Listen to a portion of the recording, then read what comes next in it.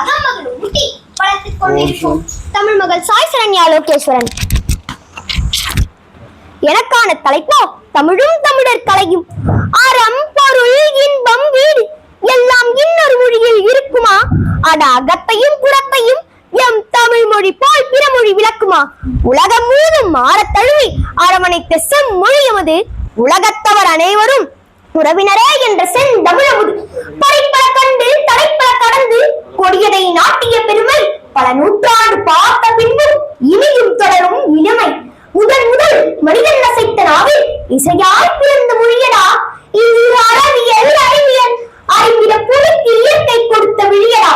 எத்தனை எத்தனை அற்புதம் படைத்தது எங்கள் அன்னை மொழியடா. இது பிறப்பு இறப்பு இரண்டும் மற்ற இறை மொழி என்று தெரியடா. யாம் அறிந்த மொழிகளிலே தமிழ் மொழி போல் இங்காவது எங்கும் காணும் என்று பல மொழிகளை கற்றைய முப்பாட்டன்றாரே தமிழின் இன்மையை வியந்து பாடுகிறார்.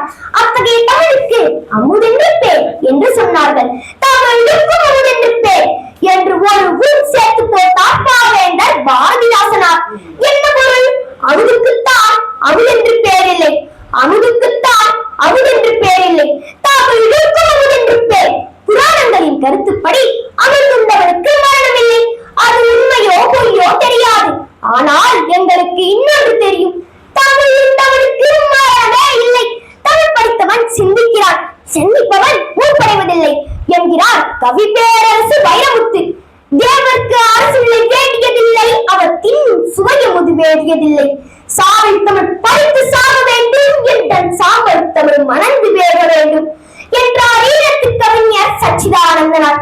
தத்தி தாதுதி தாதுதி நத்துதி துத்தி துளைவி துளைத்த தாதுதி தித்தித்த தித்தித்த தாதுதி தித்தித்த தெத்தாதோ தித்தித்த தாது என்ற தகவரிசையில் கூட தேன் போன்ற இனிய கவி கொடுத்த மொழியும் தமிழ் மொழி.